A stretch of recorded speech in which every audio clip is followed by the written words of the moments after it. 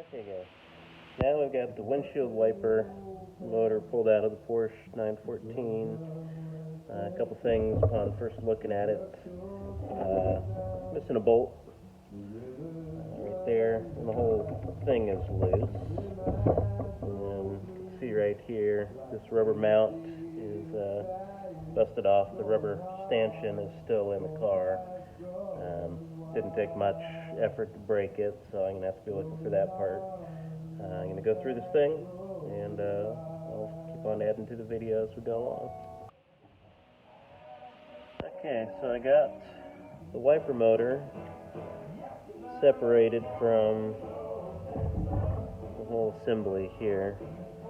Now, I haven't tested this electrically yet, but I can tell just by the way this whole thing is super stiff that any motor would have a tough time driving that. So over my next few steps here is going to be disassembling this, getting everything kind of cleaned up and lubricated, and seeing if we can't help anything. Notice again I got a lot of witness marks, just keeping me lined up. I do have the book to help me put it back together when the time comes, but this gets me in the ballpark a lot faster. Okay gang, we're back here, got the windshield wiper whole motor assembly and mechanism. Electrically this has been tested out, works well. I did open it up, I'll maybe put some stills up there.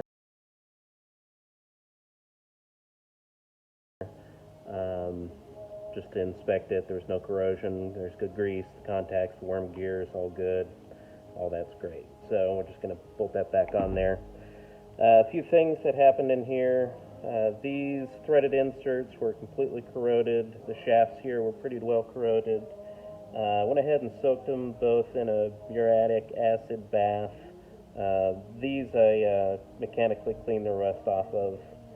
And then one little trick that I did with this stuff is after the acid bath and cleaned it all up and neutralized, I heated these parts up with my heat gun to the point where I couldn't hold them anymore, and then dropped them into a bath of Marvel Mystery Oil.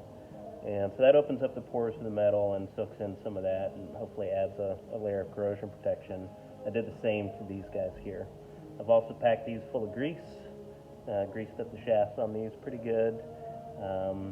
I've got a measurements that I've taken, and I've written it on the back here. So 545 thousandths and 555 thousandths respectively from the edge of this to the end of this when we get it all assembled.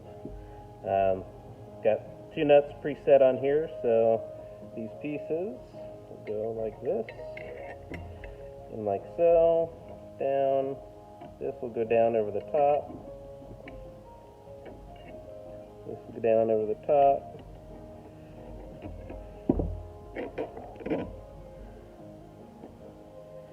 And I think the rest you guys can kind of figure out. I'll thread this on, measure it with these guys, and run the backing nut down there. Maybe pack some more grease in there. I did grease up the insides of the tube here as well as the threads on this guy here, just in hopes of never having to do this process again. Talk to you soon.